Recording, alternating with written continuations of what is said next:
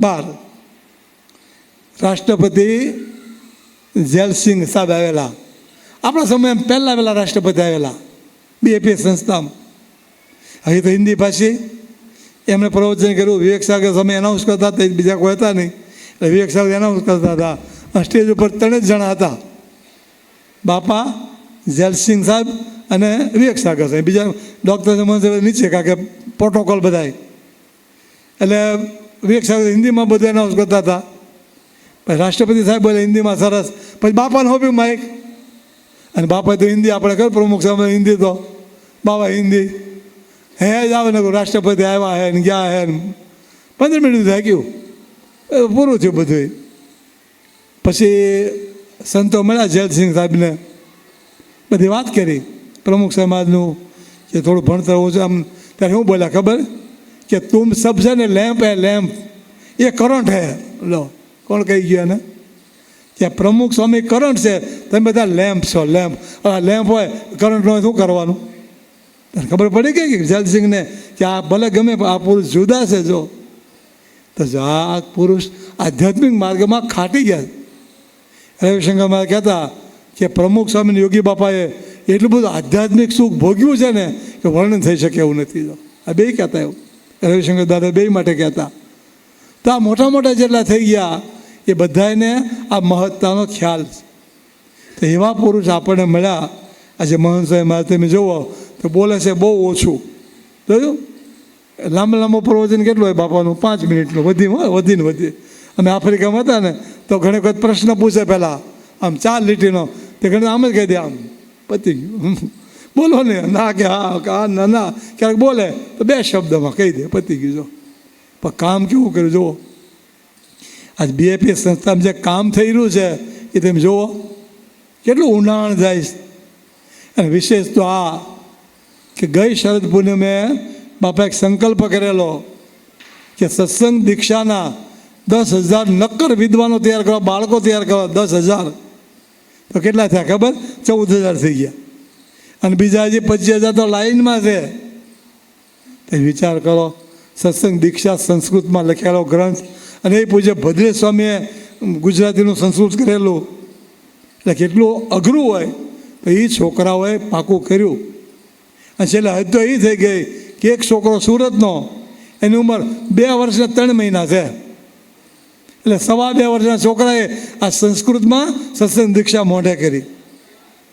અને લગતું બાપા આ બાપા અંદર બોલે છે નહીં. કાક બાપુએ કીધું યોગી બાપા માટે કે બીજું આવીને કોઈક બોલે બાવાજીમાં, બીજું આવીને કોઈક એમાં, બીજું આવીને કોઈક બોલે આ બાળકોમાં. મહંત સાહેબ આ જ બોલે છે.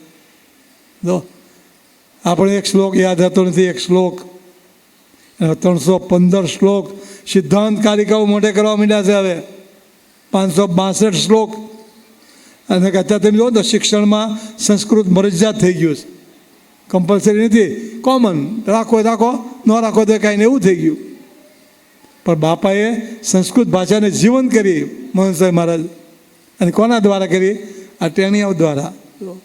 ના ટેણીયાઓ હવે હાવ આપણે કે આ મોઢે કરે, કોઈ જિંદગીમાં ન કરે, એ કરે. જો તો કેમ થાય આ બધું?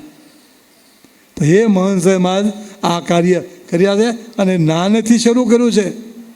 એટલે ભવિષ્યમાં મોટા સત્સંગી થશે તેને વાંધો આવશે કોઈ દે? એના જીવનમાં કોઈ દે દુર્ગુણ નહીં આવે, સદગુણ આવશે. એકાદો શ્લોક ભલે અત્યારે મોઢે કર્યું છે બધું યાદ ના પડે, પણ થોડુંક યાદ રહી જાય તો ક્યાં? 1 શ્લોક, 5 શ્લોક, 10 શ્લોક યાદ રહી જાય એ જિંદગીમાં આખું કામ કરી નાખશે. તો આ કાર્ય મહંત સાહેબ કરી રહ્યા છે. આમ દેખાતું નથી બહાર. હાવ બહાર એમ લાગે કે હું બાપા બોલતા નથી, કાંઈ લખીને વાંચે છે, આપણે એવું લાગે. બેસન તો હાથ પકડે બાપા ચાલે. પણ જે કાર્ય કરી રહ્યા છે, આજે મંદિરો બને છે, અરે મંદિરો જવા દો, હવે હરિમંદિરની તો વેલ્યુ જ નથી. શિખર મંદિર એક બાજુ, હવે અક્ષરધામ લાઈનમાં આવ્યા છે. અક્ષરધામ આપણે એ કર્યું ગાંધીનગરમાં, ફે પડી ગઈ હતી. બોલો અક્ષરપતિ ક્યાં બહાર પાડીને અક્ષર કુંભારમાં કેટલું કહેતું માંડ પૂરું થયું. પછી દિલ્હી અક્ષરધામ થયું, પછી અમેરિકાનું અક્ષરધામ, પછી તમારા સુરતમાં અક્ષરધામ, અને હમણાં પાછું ઓસ્ટ્રેલિયામાં ખાતમુહૂર્ત આવ્યા છે. અને મુંબઈમાં કોઠારી બાપાને કહી દીધું કે અક્ષરધામ બનાવવાનું છે. અક્ષરધામ લાઈનમાં આવ્યા. પછી હવે વિચાર કરીએ કે અક્ષરધામ થાય. અમેરિકામાં તો કેટલો પ્રશ્ન ઊભો થયેલો, બધા રાજકીય પ્રશ્નો ઊભા થયા અને બધા કારીગરો વયા ગયા, ખાલી 10 કે 12 કારીગર રહ્યા. અને કેમ પૂરું કરવું? અને મોહન સાહેબ પત્ર લખ્યો અને અમેરિકામાં 12,500 સ્વયંસેવકો આવી ગયા. અમેરિકામાં 12,500 આવવા એટલે 12,500 સ્વયંસેવકો અમેરિકામાં.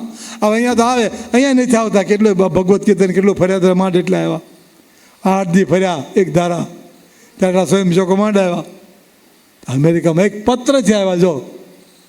અને કામ કેવું કર્યું કે જે યુવકો યુવતીઓએ કોઈ પથ્થરને હાથ ઉડેલો એ પથ્થરનું કામ શીખી ગયા.